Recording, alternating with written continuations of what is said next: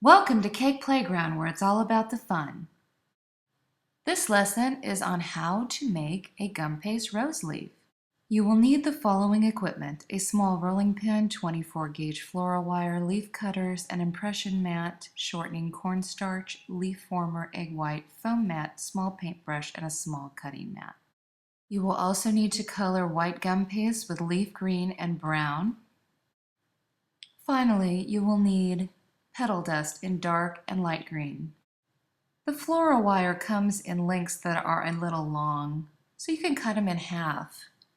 I'm just going to use some needle nose pliers with a cutter in the back. Start out by measuring out a 1-inch gum paste ball. Next, take a small amount of shortening on your finger and just mix it into the gum paste. It just gives it some flexibility. We're now going to press the gum paste into the stem mold. It is the back side of this Wilton flower impression mat. So take a small piece of the gum paste, put the remainder under a cup so it doesn't dry out. Press the gum paste into the groove. Put a little cornstarch on top so it doesn't stick. Roll down, roll up. Turn the mat 90 degrees. Roll down, roll up. Now you can remove the gum paste from the stem mold. Just gently pull from the top off of the mold, then take it and put it onto your cutting mat. I'm using the large rose leaf cutter from the Wilton gum paste set. Place the cutter so that the stem's about halfway up the leaf, and then gently rub against the rough cutting mat. Hold the cutter down while you pull away the excess, put the excess under a cup, and then push the leaf out from the cutter. We're going to attach the floral wire to the leaf.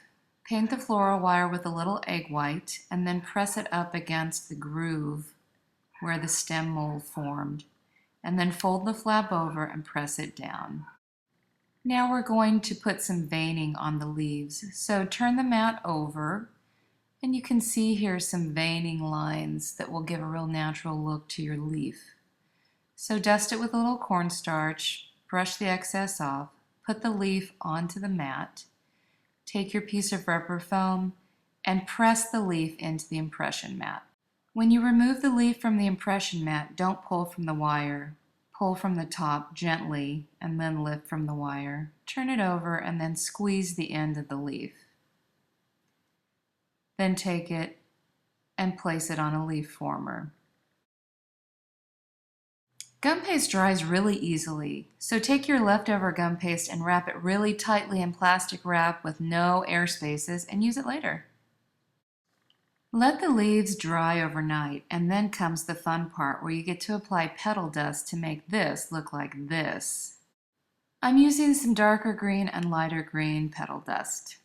Start with the darker petal dust at the base of the leaf, and then work your way up the middle. Then brush the petal dust out from the middle toward the edges. You don't actually have to go all the way to the edge with the darker dust. Just work it in as you see fit. When you think you have enough dark dust, then you can switch over to light. Work the light into the edges of the leaf. And then turn the leaf over and do the same thing. Work with a little dark, blend in a little light till it looks like you want it to. Now you can set the color over some steam. Over a boiling pot of water, hold the leaf just a few seconds, not too much. You'll see the leaf kind of glisten a little bit till it looks like this. So here you have some pretty terrific looking leaves that you can wire in an arrangement with some roses. Come to CakePlayGround.com for the lesson on how to make gum paste roses. Cake Playground. It's all about the fun.